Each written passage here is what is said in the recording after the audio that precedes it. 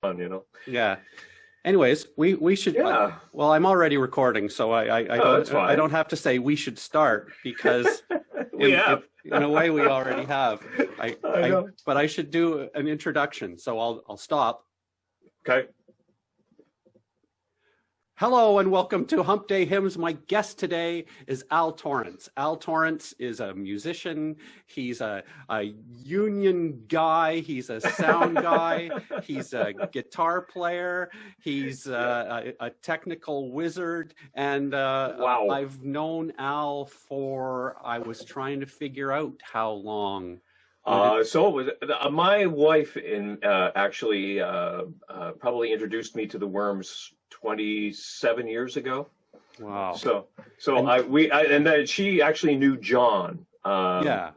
In Queen's time, right? She kind of Okay. and that's how the connection happened there at that point. So she says, "You got to work with the Worms sometimes." Okay, I'll see what I can do. Well, and then it all came about. So so you're in Kingston now?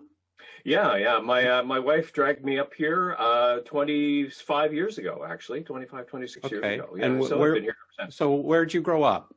I was an Ottawa Valley boy, believe it or Okay. not. I actually grew up just south of Ottawa in a little hamlet called Oxford Mills, Okay. which probably not too many people know about that place, but Not far from uh, Manotick, is it not?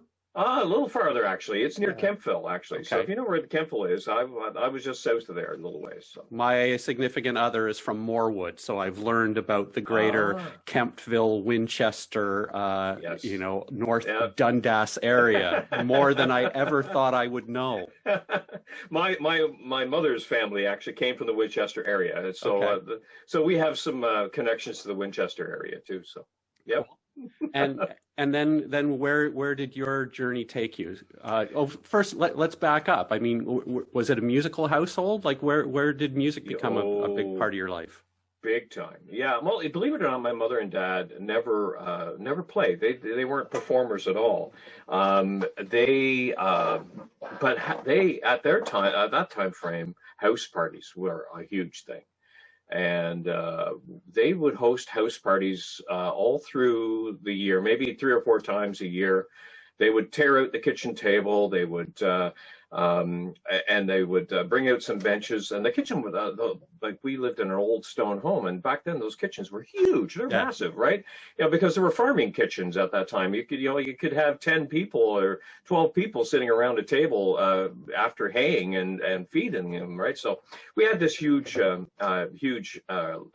kitchen, and they would host these house parties. So we would have people from all over. Ottawa would come down, Winchester area, all of that family and the friends coming down, and the musicians that I had around me at that time. The Adams. If anybody remembers, there was a pretty popular group back in the '80s called Bytown Bluegrass. Well, that group there had their father, which is well, Ray and Glenn were actually members of that group, but their father come and played at our little house parties quite often. There was Clint Plant, Lauren Beach, all these guys, and they all brought a different flair of music to everything. There was square dances, round dances, and stuff in that house. I remember going to sleep when I was 5 years old to laughter down just below me. You know, it was so. If I didn't have music in my blood, I didn't know what else I would be having. But the only Just hay. Yeah, hay, or straw, cows, and you know what cows are like. I lived it. Yeah, we had all this music happening around the house, and just by osmosis, I ended up being, started getting involved. I started playing. I started playing percussion, harmonica, and like spoons, believe it or not. And then I moved to started playing drums. And then I played drums when I got my first paying gig at 11 years old. Whoa, yeah. playing drums. Look at that. You know what? I got $50 and I thought I had the world by the tail. It was great. Hey, you're doing better than most by actually having your first gig in cash, because most people get into music, and if they get like 4 pints out of the night, now remember, I was only 11. If I had a pint when I was 11, I'd be in deep trouble. I'm in Renfrew County. That's nothing new. We learn by osmosis, don't we? I remember playing so long on the drums that back then they had the leatherette seats, right? They were vinyl. Yeah. And I remember the seat sticking to my rear end. I got up once and the chair fell out from underneath me and I fell backward. It was hilariance. I thought maybe it joined you. It did for a few minutes, but so that was my foray into the music business, and wow, it was a lot of fun. I played back at that time frame at these fiddling organizations. So there was tons of them around. There was one in Metcalfe, there was one in Osgood. There was a smattering of them around the area. And so I started playing with those, and then I learned my chops basically on fiddle tunes and stuff like that. So I had all those influences, and then all of a sudden I wanted to start getting into playing instruments, and then that kind of evolved because my mom and dad had a real difficult time traveling with drum set. So we decided to maybe pare that down into something of maybe a little more portable. And then my guitar, I basically started playing guitar and learned that. There was a couple people that influenced me in guitar playing. Dave Verstreppen, from that era of my life when I was about between 11 and 16 years old. This guy, Dave Verstreppen, was just an awesome guitar player, and I just kept watching him and just in awe. And then eventually I just started playing some acoustic and electric, and then everything evolved from there. I started in a duo, I played in a duo after that for quite a number of years, and then into my current state, I started into playing with a gentleman in Brockville. I was introduced actually to this guy from one of the members of this band, and he was a bass player, and he said, "Geez, we have an opening for somebody, and I wondered if you want to come in." So I moved to Brockville, ended up playing with this guy Tom Wilson and his Western All Stars, and he also had a bluegrass group at that time.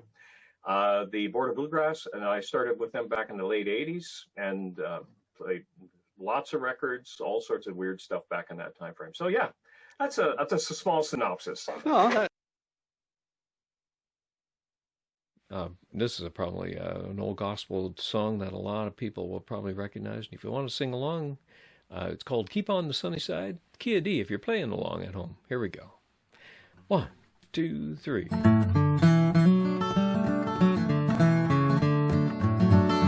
There's a dark and a troubled side of life. There's a bright and a sunny side too. Though we meet with the darkness and strife, the sunny side may also make you. Well, keep on the sunny side, always on the sunny side. Keep on the sunny side of life. It will help us every day, it will brighten all the way, if we keep on the sunny side of life.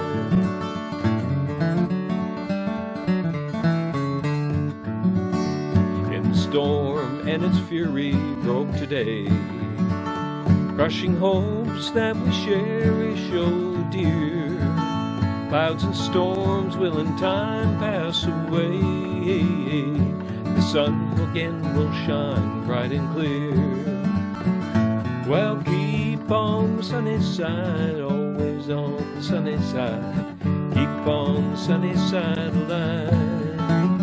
It will help us every day, it will brighten all the way, if we keep on the sunny side of life.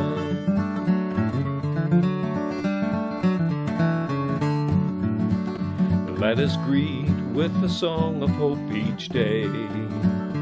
Though the moment be cloudy or fair, let us trust in our Savior always, who keepeth everyone in his care. Well, keep on the sunny side, always on the sunny side. Keep on the sunny side of life. It will help us every day, it will brighten all the way, if we keep on the sunny side of life.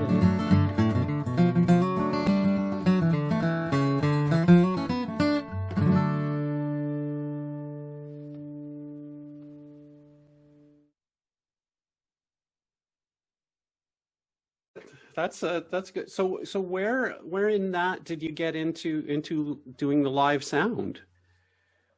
Well, believe it or not, whenever I was at these fiddling things, fiddle association things, I was getting really frustrated with people running the sound.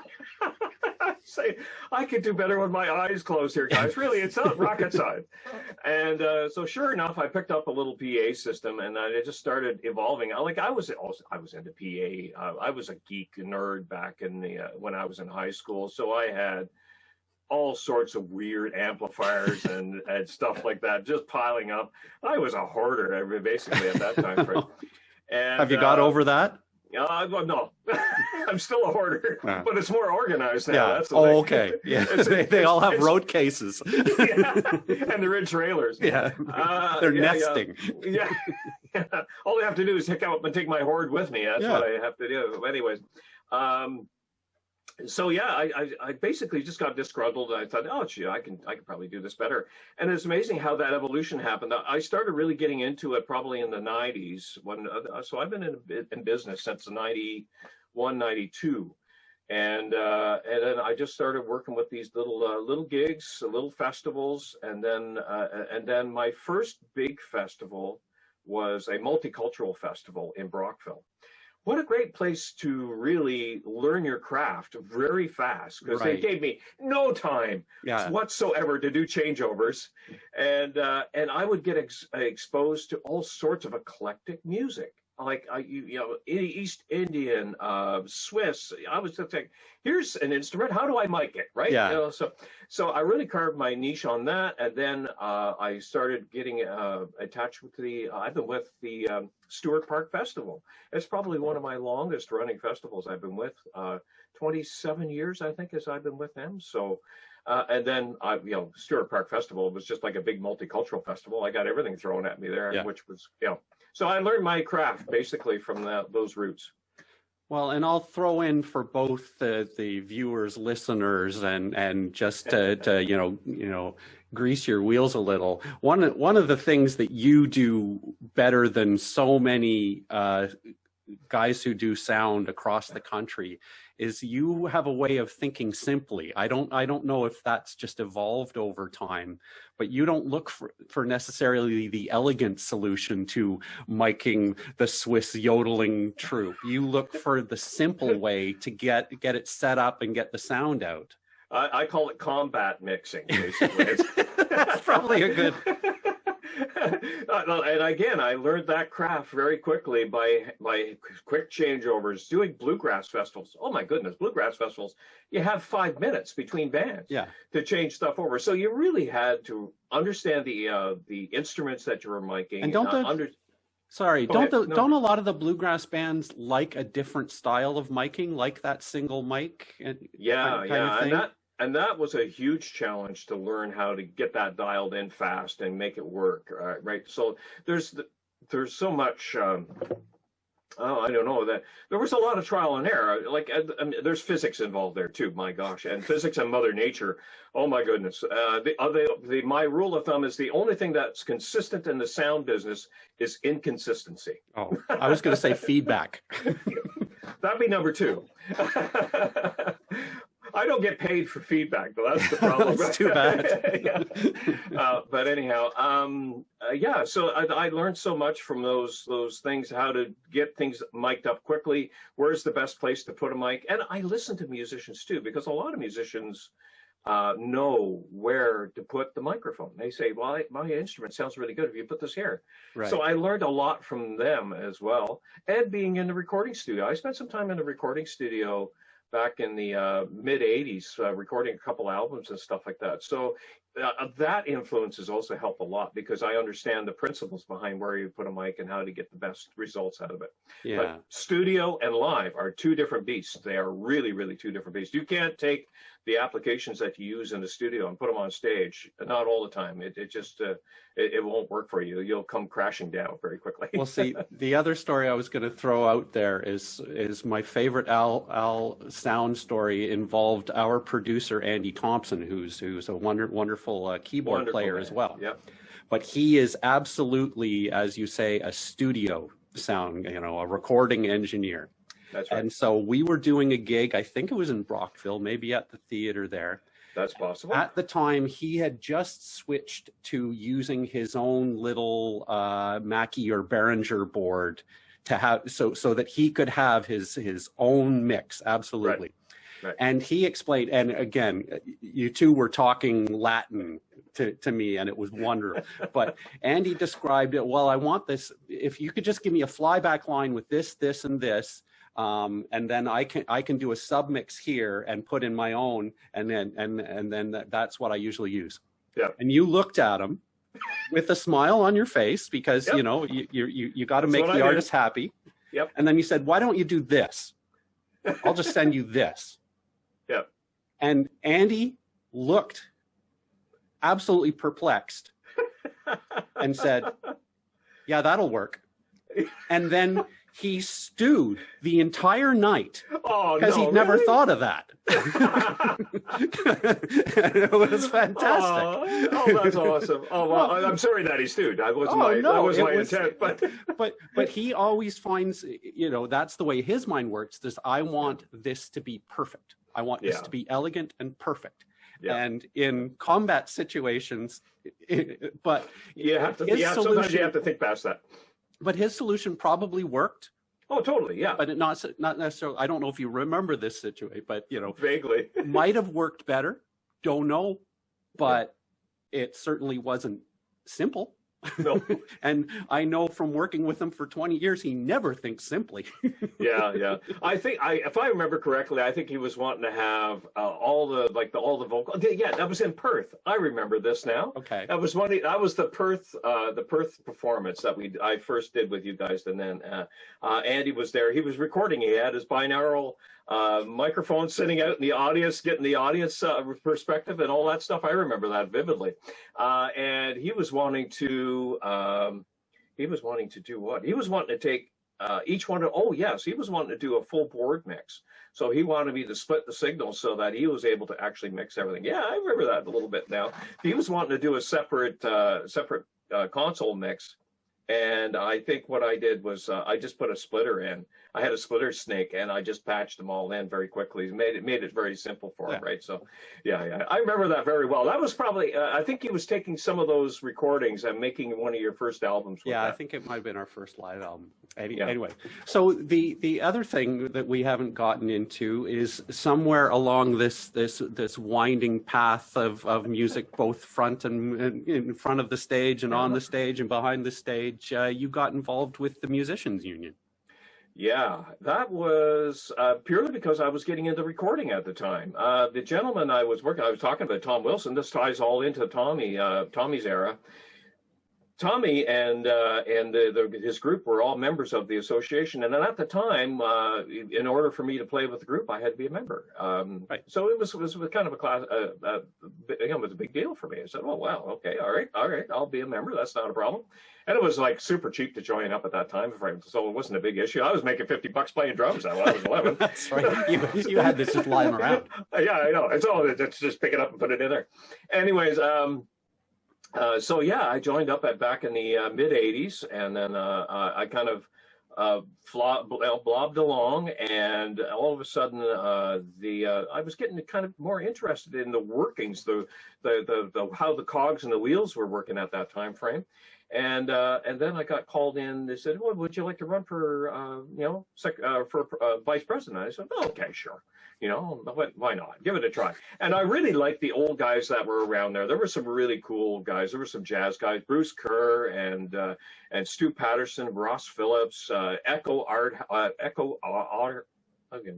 Otto Eckhart. Sorry, I got his name backwards. Okay. He always loved his Harvey Wallbangers. I don't know why that was so vivid in my mind.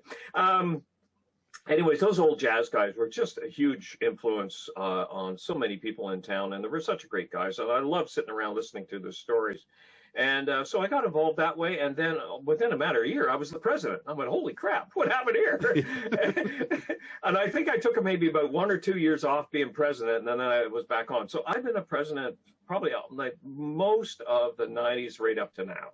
All right. And I really get an opportunity to meet some of the best musicians in North America. I go to these conferences and conventions that we used to host, and most of the times that was in the U.S., these big conventions. But I also get a good opportunity to meet a lot of our Canadian musicians all across this area, and really get a chance to meet with these guys and listen to some of the problems that we're all dealing with. It made me feel like I had a community area at that time. Sorry. Right. And so everything kind of progressed from there. So what have been the big issues in terms of evolution until March? Like, we'll talk about March after. We'll talk about, yeah, definitely. I think the biggest thing that happened to musicians is the loss of revenue from recording, from CDs. The minute we lost that, that revenue stream was probably one of the biggest hits in the music industry. It all seemed to spiral downhill after that. And it was no way to put the cat back in the bag either. It seemed to be that it just let go and that was it. And we're struggling with that today still. There's a lot of, and it was all because of the agreements that were signed back, numbers of years ago when they never thought the internet was going to exist. Right. Basically, right? And then I guess, was it complacency? I don't know. Because cassettes will last forever. You know what? Yes, they will. And believe it or not, I was at Brian's record auction a couple days ago, and he says cassettes are making a comeback. What? Really? They're the worst. Everybody loves lo-fi nowadays, but this is what's happening now. Things are starting to. Do they love the evolution when you leave it in the sun? It comes in, it looks like spaghetti, it's like terrible. But I miss the days of 8-track. Pretty much, it hit a bump on the road and it'd skip about 4 songs. But the evolution is changing. Like, it's funny because you can start seeing releases now on vinyl. On vinyl, yeah. And vinyl's starting to make a small comeback. But what Brian was saying is now DVDs are starting to get pushed away, and people are going to older technology again, and they're into this lo-fi stuff, which is cool. That's just great, but it's a resurgence of this stuff. But I don't know. I guess nobody's ever cleaned a CAP scan and had to clean a magnetic head in their days, right? Or don't put your don't put your cassettes near the speaker, or it completely wipes it out. Yeah, right? don't do that. Yeah, don't do that. Don't leave it on the little shelf on the back seat where it's going to hit direct sunlight. There's a lot. Yeah. And winter doesn't seem to work well. Anyway, let's stop bellyaching about cassette. Okay. I'm going to pick a song from Molly O'Day's songbook. This song was sung by Porter Wagner back in the 60s as well. I'm not exactly sure when it was written, but it's a bit of a sad song about a mother's love of her son that's gone, was lost in a war. Hope you enjoy it. If you're playing along, we're doing her in the key of E, and it's called Teardrops Falling in the Snow. I hope you like it. 1, 2.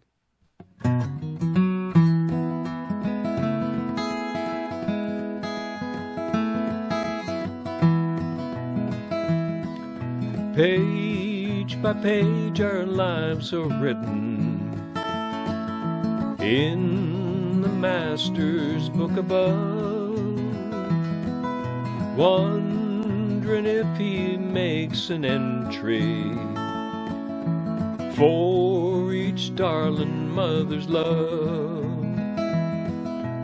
like the one I saw this morning enter through the station door.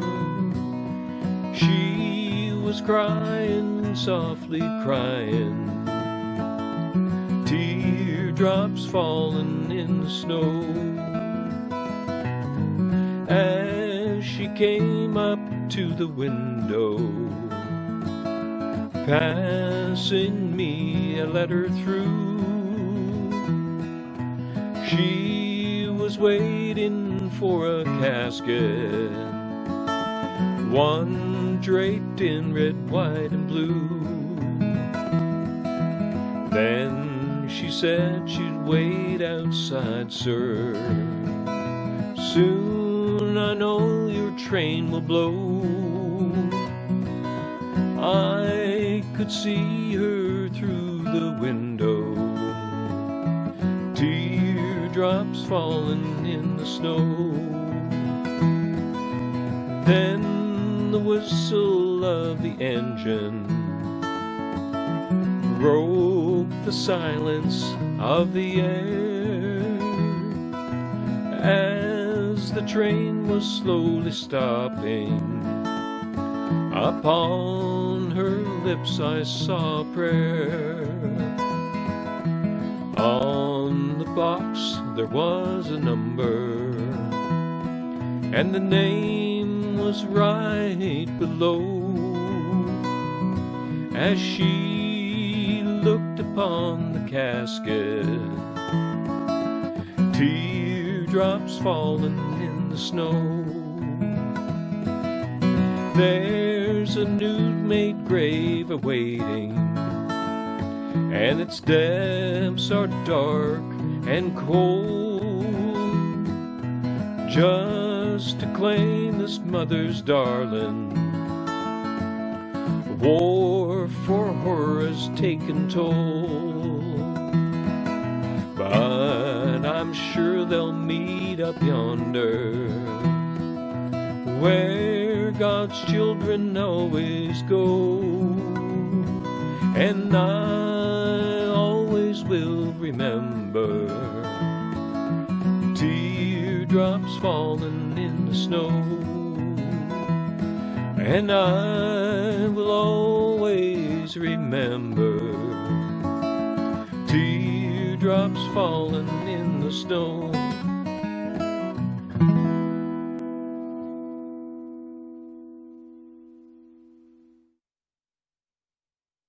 So it's mostly about trying, I'm assuming a lot of what the union's trying to do is try to keep getting people paid and lobby governments to try to fix these streaming royalty agreements, or there's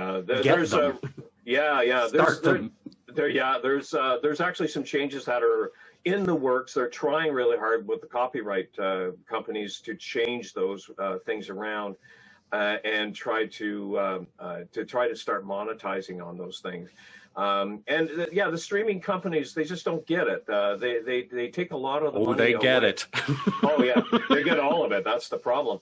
I think that's the biggest part. Once we put it there, we lose control of it quite often, and then try to get your money back. Like you say, it's like putting the cat back in the bag again. It's not going to be. It's going to take a big, huge shift in mental, like in the consumer's eyes, to change how those things are going to reflect on the music industry.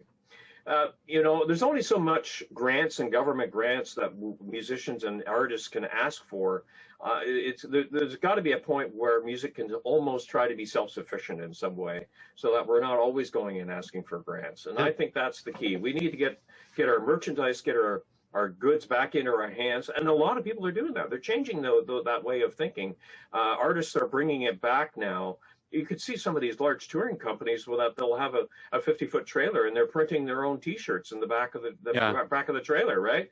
So they're taking control of their merchandise and everything right at their source, and they're doing it. I think that's probably going to be the only way musicians are going to be able to monetize on those things, is when they take the control back. Right. So there's that issue, and then March hits.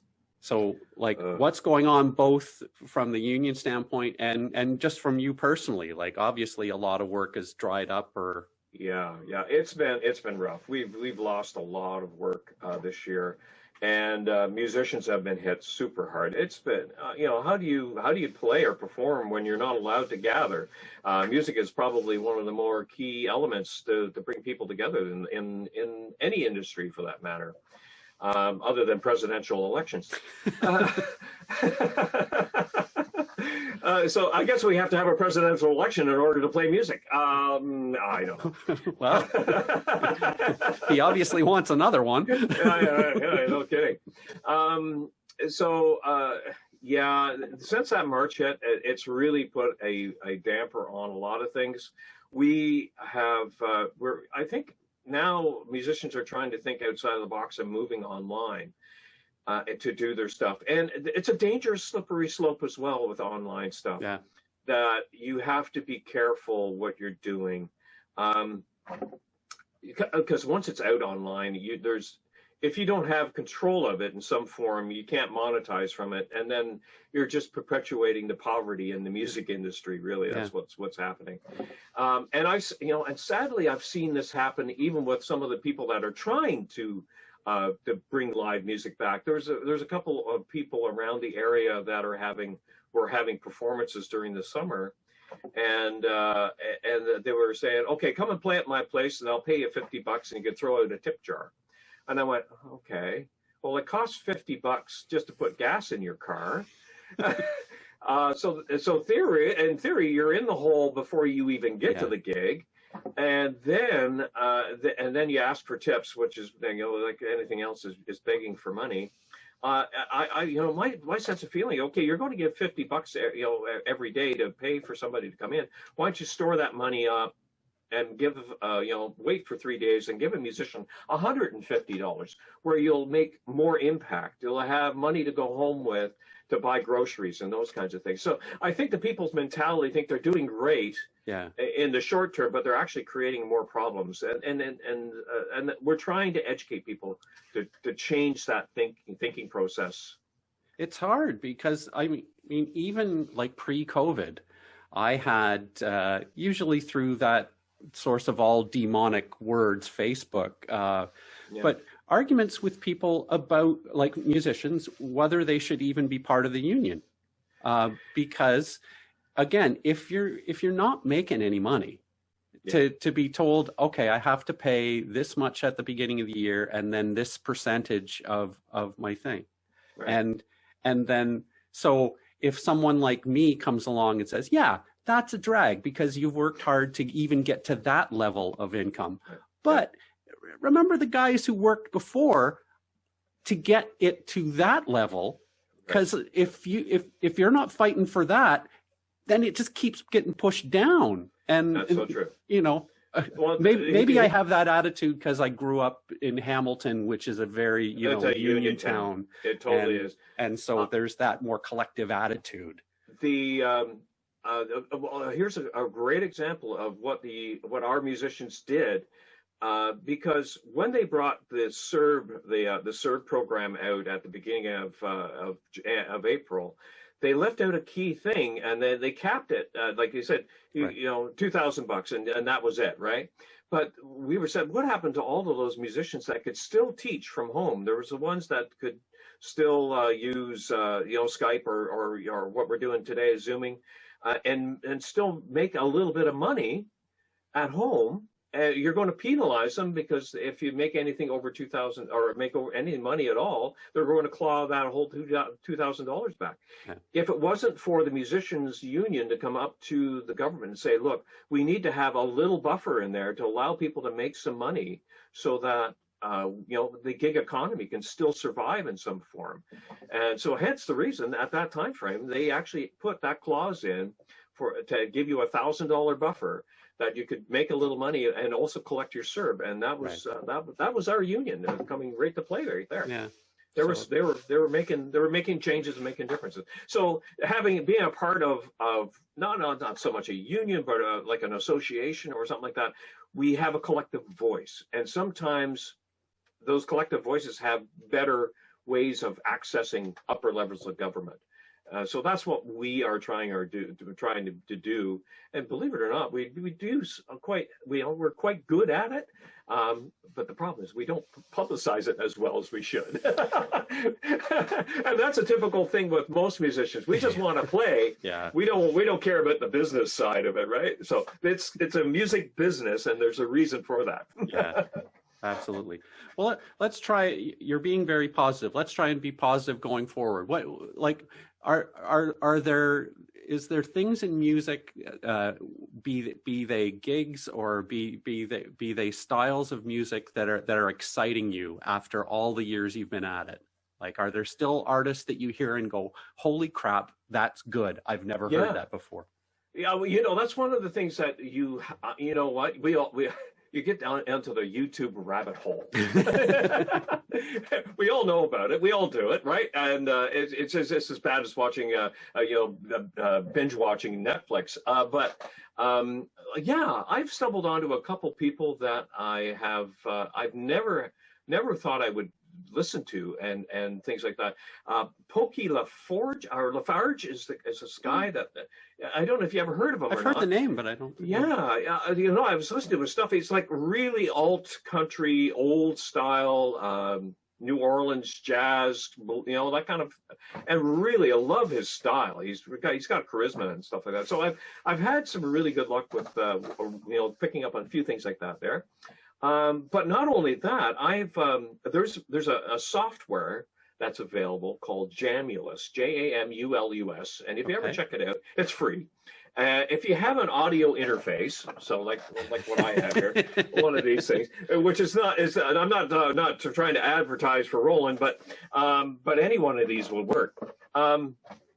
I've been able to play and perform with musicians all over the world, but within North America, I've had some really good times playing with I've got a team of guys I've been playing with in Virginia, and we get together once a week and jam online. Wow. So it's real time? Yeah, real time. There is latency issues, right? Everybody has to say, "Oh gosh, you're going to, you play it's like you strum the guitar and you don't hear it for like a second or two, right?" But it's not super bad if you're able to get into a server that's relatively common to everybody.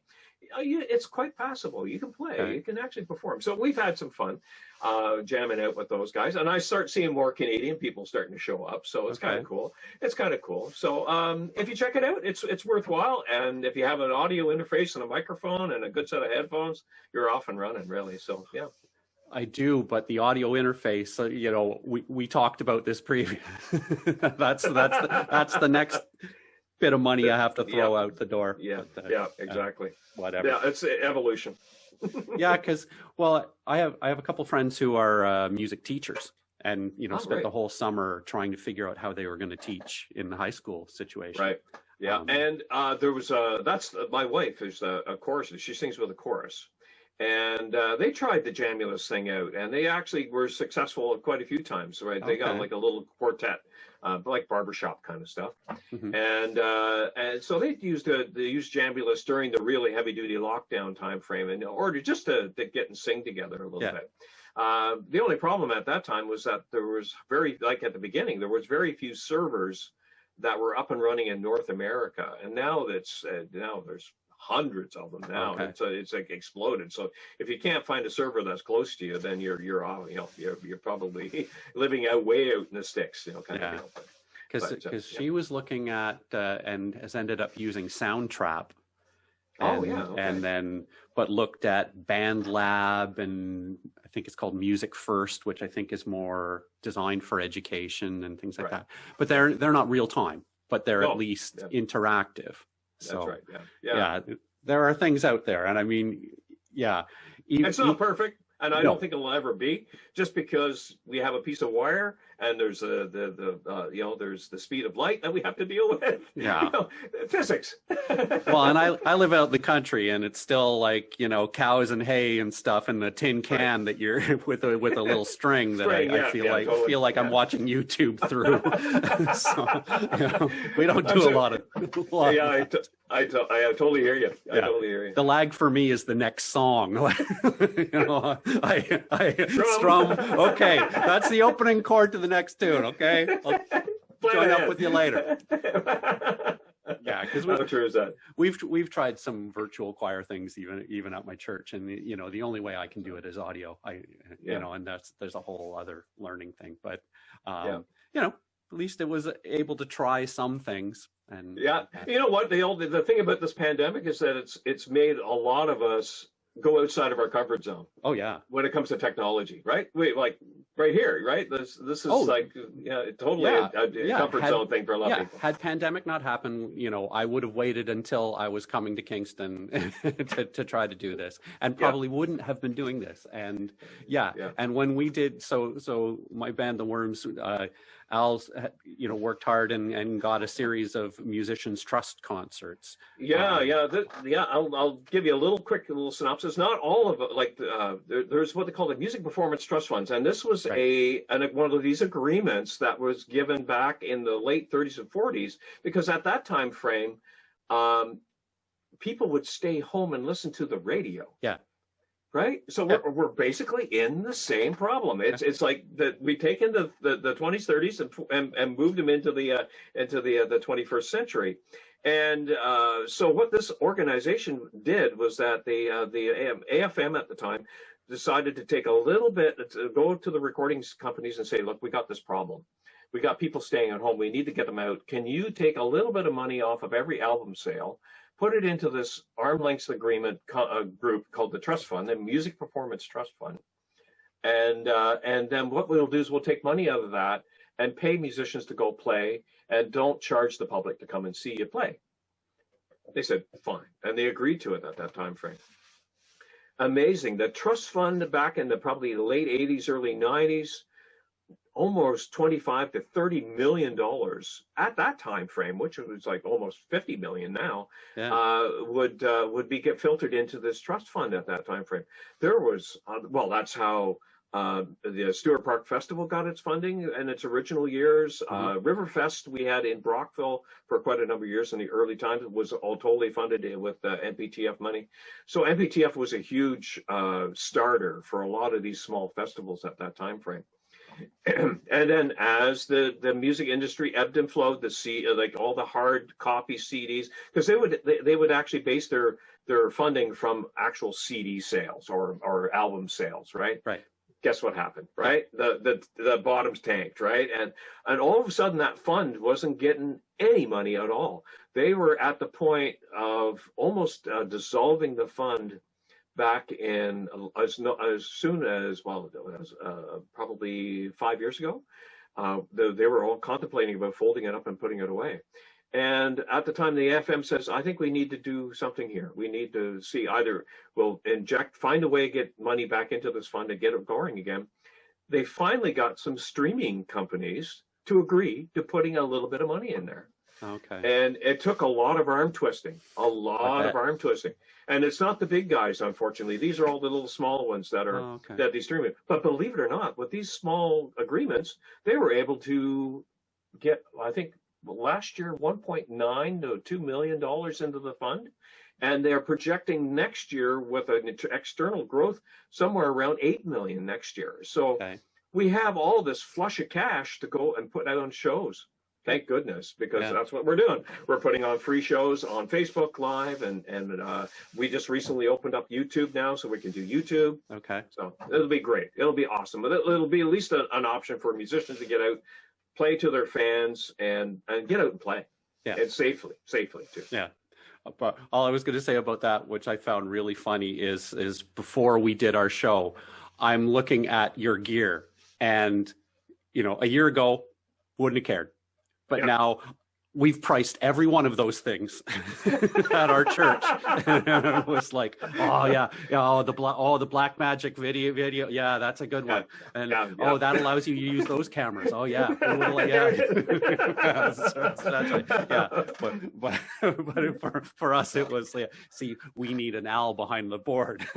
and so we were trying to find ways of making it like very simple to produce. But again, it's a brand new rabbit holes to go down in terms of gear and investment. But the kind of things you can do now It is marvelous. Yeah. Everybody has a TV studio at home. Yeah. So everybody has a TV studio. Yeah. So now it's what are you going to do with it? Yeah. And that's probably a good way to close it off.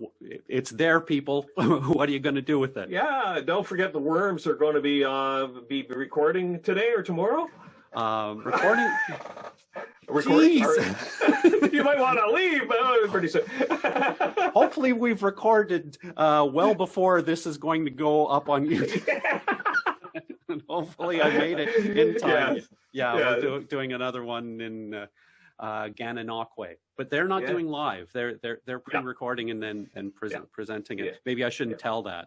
Oh no! No, it's okay. It's fine. Yeah, it's fine. The whole idea is that they're shooting it at once to the public, and they have one opportunity to get to it. So, and like you say, you guys had a great crowd whenever you came down. So we really appreciate you coming down and having fun. It was fun. We're going to do it again too. So I will look forward to it. All right. Thanks, Al.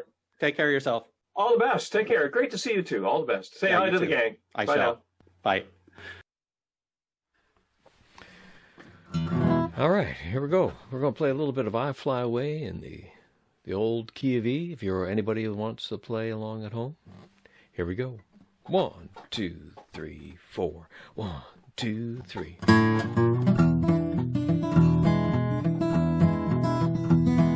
Some glad morning when this life is o'er, I'll fly away to a home where God's celestial shore. I'll fly away. I'll fly away, oh glory. I'll fly away in the morning when I die. Hallelujah, by and by. I'll fly away when the shadows of this life has grown. I'll fly away like a bird from prison bars have flown. I'll fly away. I'll fly away, oh glory. I'll fly away in the morning when I die. Hallelujah, by and by. I'll fly away.